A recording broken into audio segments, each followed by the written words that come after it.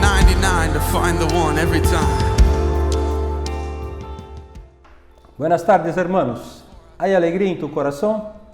Hoy yo quiero hablar sobre el Dios de paz, ¿no? A voluntad del Señor no es que nosotros conozcamos a Él como aquel Dios que nos da protección, pero la voluntad de Dios es que tú vivas junto de Él, bajo sus alas, y que tú puedas disfrutar de la protección de Él.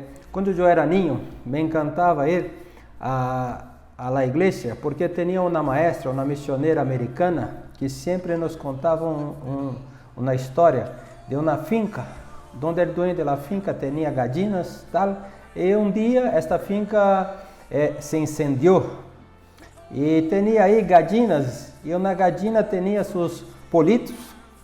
En este momento del incendio, esta gallina empezó a llamar sus politos que se escondieron bajo sus alas. Ella bajó con sus politos bajo de ella. Y nos contaba esta historia que después que se acabó el incendio, el dueño de la finca vino a mirar las cosas que tenían quemado y encontró una gallina quemada. Pero bajo de esta gallina, sus politos estavam todos vivos. Assim que Deus quer que nós vivamos bajo sus plumas, bajo sus alas, protegidos por tudo. Deus não quer só que tu conozca Ele como um Deus que te dá proteção, pero Ele quer que tu estés nele e desfrute da proteção que vem de Ele, que está em Ele. Quando nós outros estávamos vivendo uma vida de pecados, no em Jesus, o que nos tocava seria a ira de Deus, o fogo de Deus, o juízo de Deus sobre nós outros. Pero quando nós outros nos entregamos a Jesus, começamos a participar da vida de Jesus.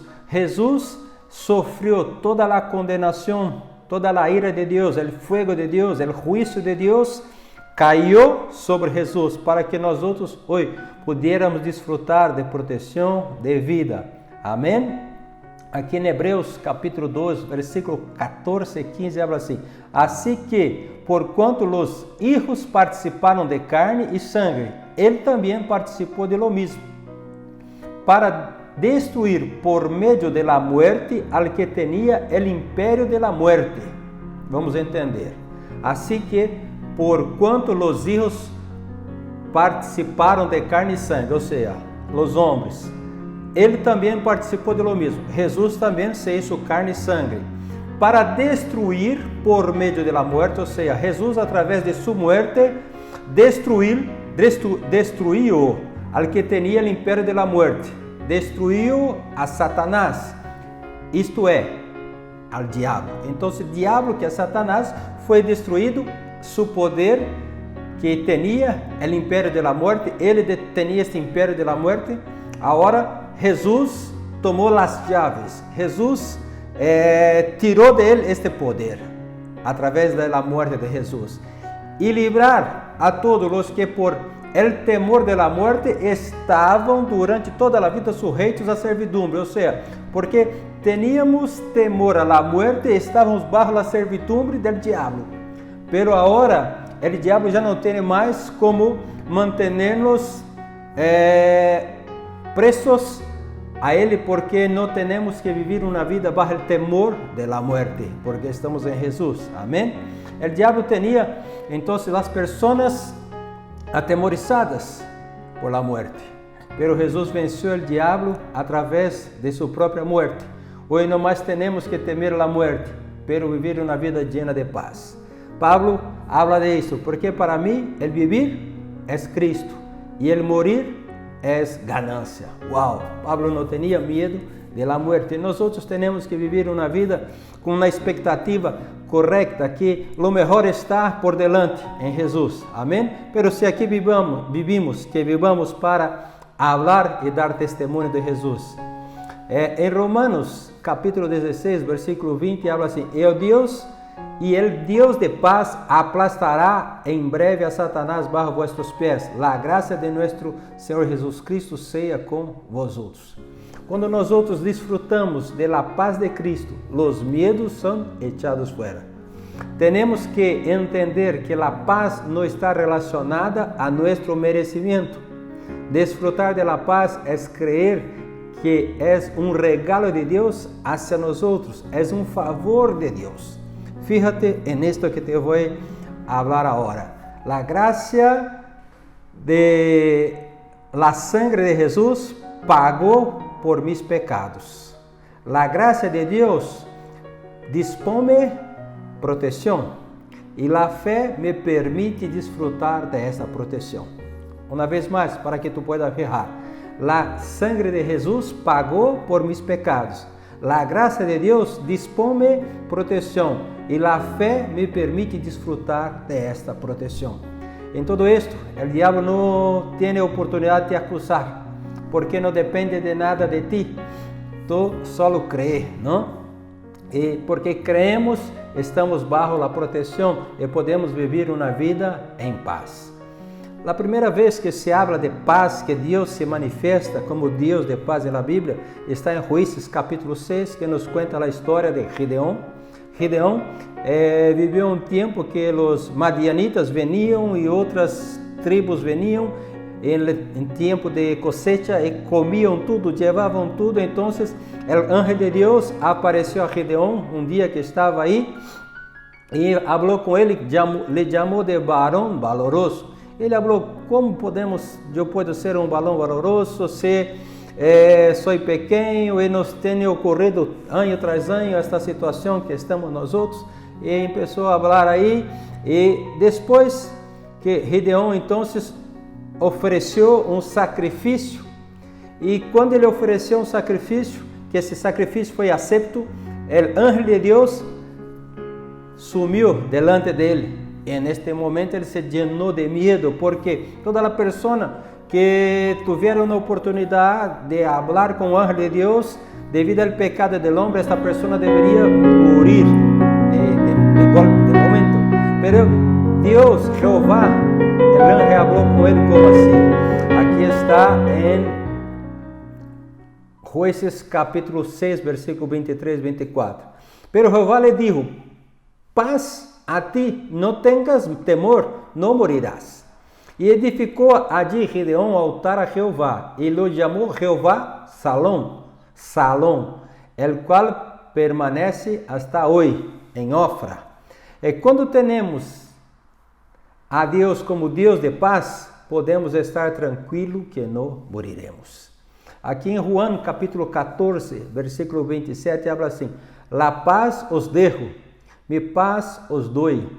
Yo no os la doy como el mundo la da. No se turbe vuestro corazón ni tenga miedo. No podemos tener miedo, porque la paz echa fuera todo el miedo, ¿no? El perfecto amor echa fuera todo el miedo. Primero de Juan 14, 18, 19, es así. El amor no hay temor, sino que el perfecto amor echa fuera el temor, porque el temor lleva en sí castigo, de donde el que teme no ha sido perfeccionado en el amor. Nosotros le amamos a Él porque Él nos amó primero. Si tú estás con miedo de la epidemia, del coronavirus, de la falta de trabajo, sea lo que sea, quiero hacerte una pregunta. Tu sabes quanto tu eres amado por Deus? Nós outros vencemos o medo, não por raciocínio lógico, não por capacidade intelectual, não por pensamentos positivos. Nós outros vencemos o medo porque temos revelação que somos amados. Se Deus, quando nós outros estávamos em pecado, nos amou a ponto tal de dar seu Filho para morrer por nós outros, será que hoje Deus, esse que nos amou a este ponto, nos vai permitir morir por um coronavírus? Créame, tu eres amado de Deus e Ele cuida de ti. Amém? Deus não nos tem dado espírito de medo. Segundo de Timoteo, capítulo 1, versículos 6 e 7, habla assim, por lo qual te aconsejo que avives el fuego del don de Dios que está en ti por la imposición de mis manos. Porque no nos ha dado Dios espíritu de cobardía, sino de poder, de amor y de dominio propio. El espíritu de cobardía, en la verdad, es espíritu de miedo. Sempre que nos sentimos amedrentados, temos que saber que isso não vem de Deus. Quando rechazamos o espírito de medo e nos movemos por el espírito de Deus, o resultado é poder, amor e uma mente saudável. O medo produz confusão em la mente, pero quando nos llenamos do espírito de Deus, mais lucidez vem a nossa mente. O espírito de poder é dunamis, de onde vem a palavra dinamites. Quando recebemos ao Espírito Santo, recebemos todo o poder. O dunamis de Deus está em nós para manifestar milagros. Creem nisto. E muito breve, o Deus de paz aplastará a Satanás bajo vuestros pés. Amém?